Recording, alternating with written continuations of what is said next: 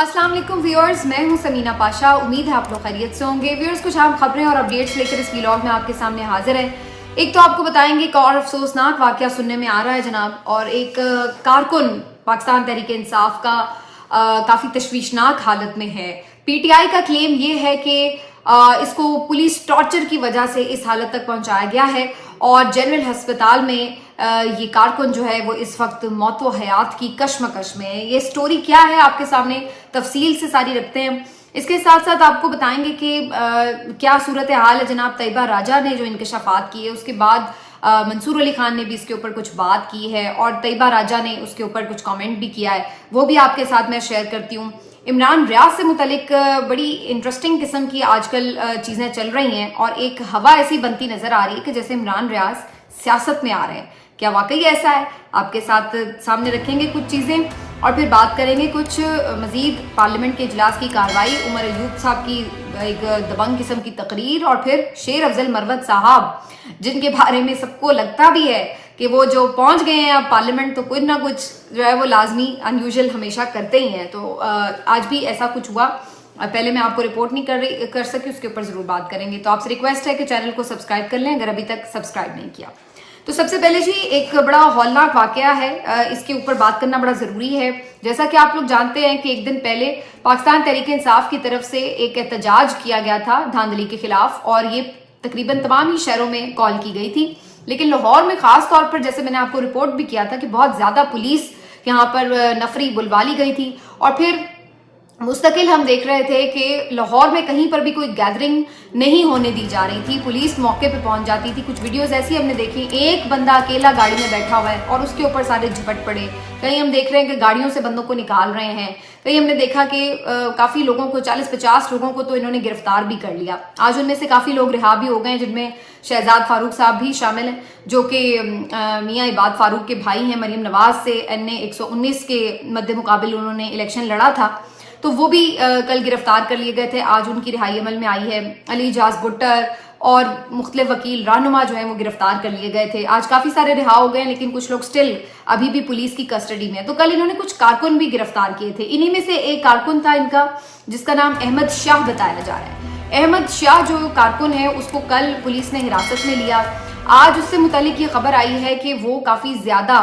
तशवीशनाक हालत में था और वो कोमे में चला गया है। बज़ाहिर ये लग रहा है कि उसके सर पे कोई बहुत गहरी चोट आई है जिसके बाद उसकी ये हालत हुई है। आज उसको इमरजेंसी में जनरल हॉस्पिटल शिफ्ट किया गया है और वहां पर उसकी जो हालत है वो काफी ज्यादा सीरियस बताई जा रही है और बहुत ज्यादा जाहिर है सब फिक्रमंद थे इस बात के ऊपर कि अल्लाह उसको जिंदगी दे, लेकिन खदशात बहुत ज्यादा थे कि उसको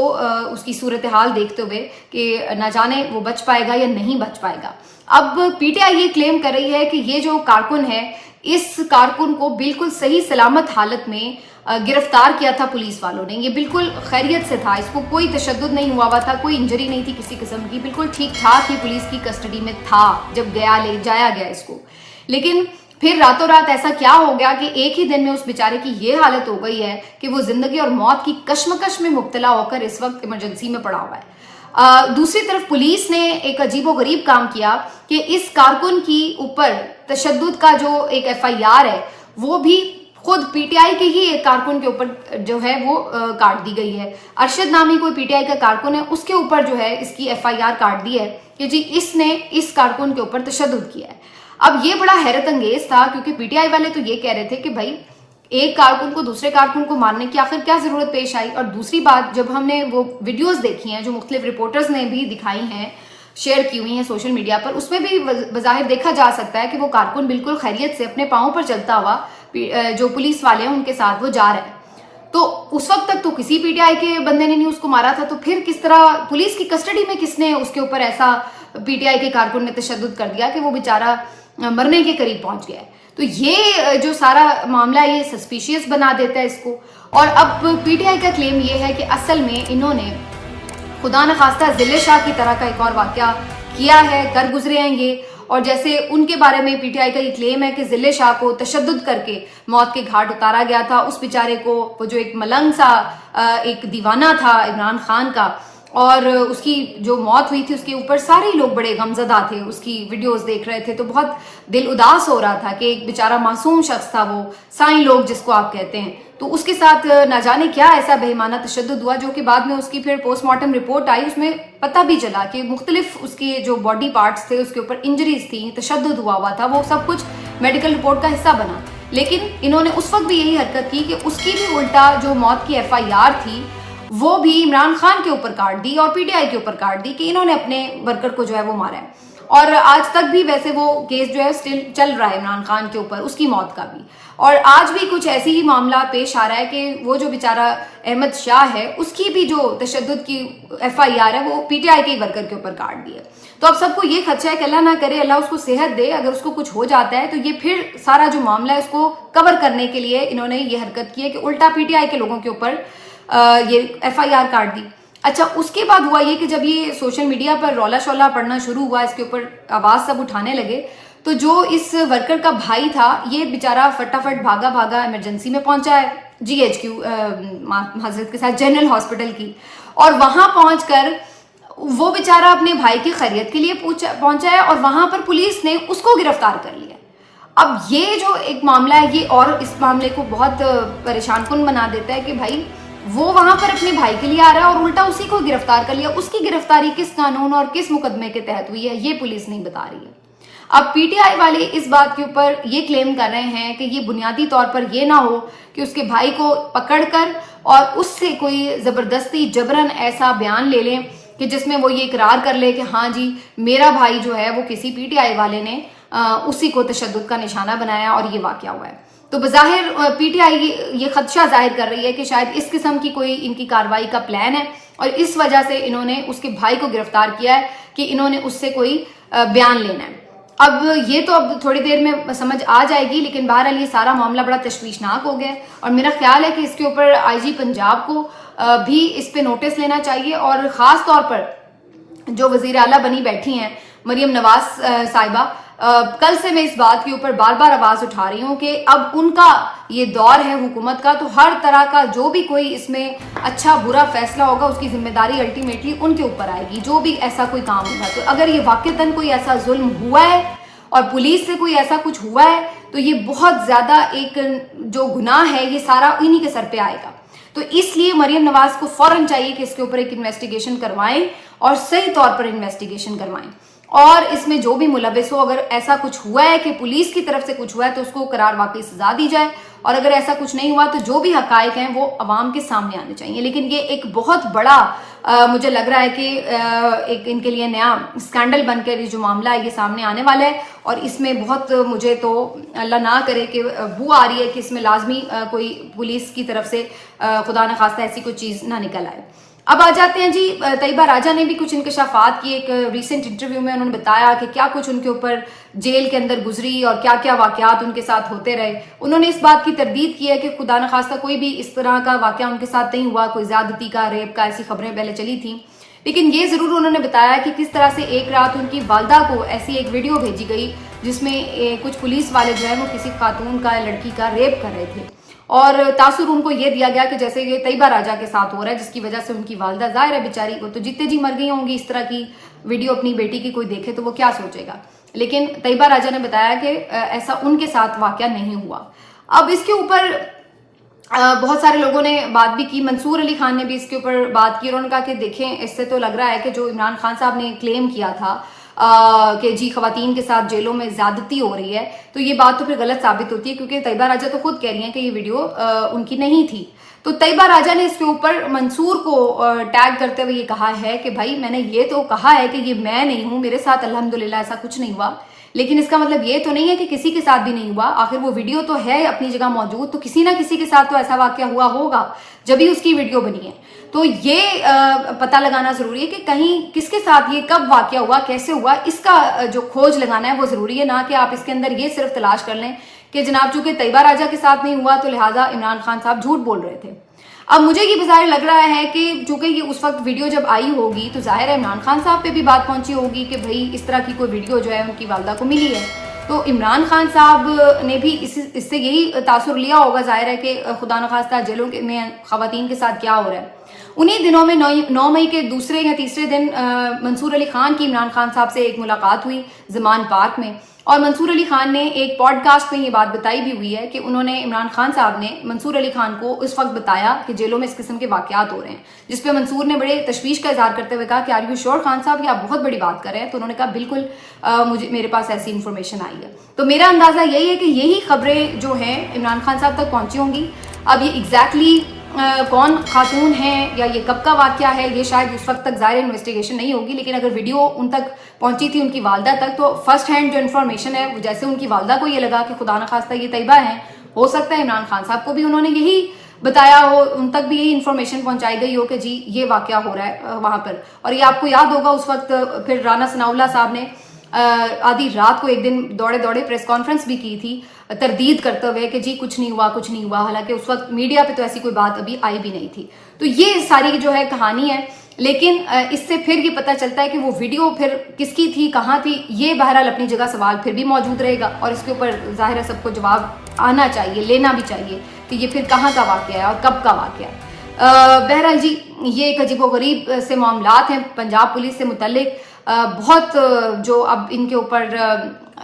بہت زیادہ مسائل ہیں پنجاب پولیس کے، جس طرح کے یہ ہاتھ چھوٹ ہو چکے ہیں، جس طرح کے یہ غیر قانونی اقدامات کرنے لگے ہیں، اور جو یہ ایک دہشت گردی کرنے لگے ہیں عوام کے ساتھ، بہت زیادہ ان کے جو ہے وہ ایک اصلاحات کی اس وقت ضرورت ہے، اور احتساب کی بھی ضرورت ہے، کیونکہ دن بدن ان میں بگاڑ زیادہ ہی ہوتا چلا جا رہا ہے۔ اب آ جاتے ہیں جی ایک اور بات کی طرف، عمران ریاض بھائی کے حوالے سے بڑی انٹرسٹنگ خبریں آ رہی ہیں، اور اس خبروں کا بھی تھوڑا سا ہمیں بیک گراؤنڈ پہلے دیکھنا پڑے گا۔ ایک دفعہ تو ہم نے دیکھا کہ عادل راجہ صاحب نے بھی ایک دفعہ بات کی کہ جی ایک صحافی ہیں، وہ شاید عمران خان کے نیم البدل بنانے کی کوشش کی جا رہی ہے، متبادل ہوں گے۔ اس وقت بھی بہت سارے لوگوں کا یہ خیال تھا، اس وقت عمران ریاض خان نئے چھوٹ کے واپس آئے تھے لاپتہ ہونے کے بعد،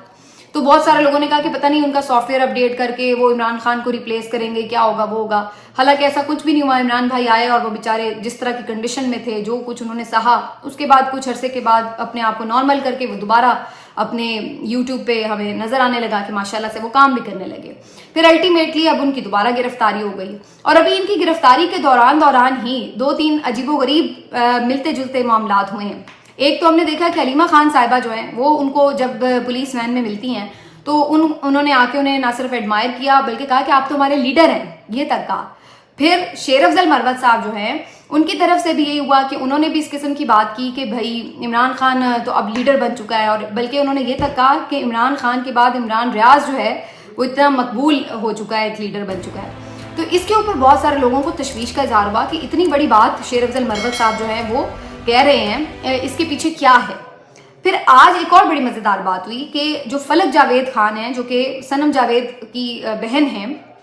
انہوں نے سوشل میڈیا پر ایک ٹویٹ لکھی ہوئی ہے۔ ان کی ٹویٹ یہ کہتی ہے کہ عمران ریاض بھائی یہ آپ کو صحافی تو مانتے نہیں ہیں، تو یہ نہیں مانتے تو انہیں دفع کریں، آپ یوں کریں آپ باقاعدہ پھر سیاست میں آ ہی جائیں۔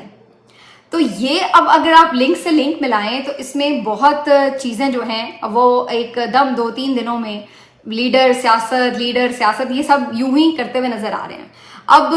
سوال یہاں پر یہ پیدا ہوتا ہے کہ کیا واقعی عمران ریاض جو ہے وہ صحافت کو خیر بات کر کے اب واقعی سیاسی لیڈر بننا چاہ رہے ہیں؟ جب ان سے ایک دفعہ اس متعلق سوال ہوا تھا تو انہوں نے کہا تھا کہ ابھی تک تو میرا ایسا کوئی ارادہ نہیں ہے، لیکن میں نہیں جانتا کہ میرے رب کے فیصلے ہوتے ہیں، میں ابھی کہہ دوں جو میں کبھی نہیں آؤں گا، بعد میں ہو سکتا ہے حالات ایسے بن جائیں کہ میں آ جاؤں۔ تو انہوں نے اس کے اوپر ایسی کوئی حتمی رائے نہیں دی تھی، انہوں نے کہا تھا ابھی تک تو ایسا کچھ نہیں ہے۔ تو اب کیا وہ حالات بن گئے ہیں؟ کیا واقعی وہ ایک سیاسی لیڈر کے طور پر سامنے آئیں گے؟ یہ ایک بڑا امپورٹنٹ اور بڑا انٹرسٹنگ سوال ہوگا۔ جو اس کے اوپر ابھی تک مجھے نظر آتا ہے وہ یہ کہ جو پاکستان تحریک انصاف کا کوئی ایک سیگمنٹ ضرور ایسا ہے جو شاید انہیں چاہتا ہے کہ وہ واپس آئیں۔ آج بھی اگر آپ دیکھیں تو قومی اسمبلی کے اندر عمران ریاض کو رہا کرو کے نعرے بلند ہوتے رہے ہیں، حالانکہ جہاں وہ باقی سیاسی لیڈرز کی بات کر رہے تھے وہاں پہ عمران ریاض کی انہوں نے بات کی، اور ویسے تو اسد علی طور بھی گرفتار ہیں لیکن ان کی رہائی کی تو بات نہیں ہوئی۔ تو یہ بھی سب اگر اس کے ساتھ جوڑا جائے تو ایسے لگتا ہے کہ جیسے عمران ریاض کو پاکستان تحریک انصاف کی طرف سے یہ آفر ہو اندر سے کہ بھئی آپ بھی آ جائیں، شامل ہو جائیں، صحافت بھی آپ کر رہے ہیں، لیکن بات یہ کہ اگر آپ سیاست میں بھی آ جائیں تو آپ شاید بہتر انداز میں لیڈ کر سکتے ہیں۔ بہت سارے نوجوان جو ہیں وہ آپ کو بہت فالو کرتے ہیں۔ अच्छा, इसी में मुझे याद आया कि सिद्दीक जान ने भी आज पे दर पे 2-3 ऐसे ट्वीट किए हुए थे जिसमें वो ये बार बार कह रहे थे कि इमरान रियाज को जो नौजवान हैं वो बड़ा फॉलो करते हैं, उनको लीडर मानते हैं, उनको हीरो समझते हैं, उनसे इंस्पिरेशन लेते हैं वगैरह वगैरह। और सिद्दीक जान आपको पता है कि इमरान रियाज के बहुत क्लोज है, बिल्कुल भाइयों की तरह। तो मुझे ये सारी जब मैं समझ रही थी तो मुझे लग रहा है कि मुझे ऐसी वाइब्स आ रही थी कि शायद इमरान रियाज को जो ऑफर है अगर, तो उसके ऊपर शायद सीरियसली सोचा भी जा रहा है। तो मैं उनके बिहाफ पे ऐलान तो नहीं कर सकती, लेकिन मुझे बज़ाहिर ऐसा लग रहा है कि जैसे एक रास्ता जो है वो उनको दिखाया जा रहा है। और शेर अफजल मरवत साहब वैसे अक्सर जो खबर देते हैं या कोई इंदिया देते हैं वो बाद में ठीक भी साबित होता है। भले वो बैरिस्टर गौहर साहब की एज ए PTI चेयरमैन नामजदगी की बात हो, भले वो अचकजई साहब की एज ए सदर बात हो, या अब वो ये बात करें तो काफ़ी उनकी खबरें दुरुस्त भी होती हैं। तो बहरहाल ये अब इमरान रियाज जब भी इंशाल्लाह जल्दी फारिग होंगे गिरफ्तारियों से तो वो सामने आएंगे तो पता चलेगा कि उनका फैसला क्या है। लेकिन ज़ाहिर ऐसे लग रहा है कि बहुत सारे लोग ये चाह ज़रूर रहे हैं कि वो सियासत में बाकायदा तौर पर आ जाएं और सियासी रहनुमा के तौर पर अपना करियर आगे बढ़ाएं। तो लेट्स सी जी क्या होता है इस बारे में। लास्टली मैं ये बता दूं, उमर अयूब साहब ने आज एक और बड़ी दबंग तकरीर की। उन्होंने पूरे 2 साल का अहाता किया, पूरे जुल्म सितम जो PTI के ऊपर हुए उसको ऑन रिकॉर्ड वो असेंबली के लेके आए।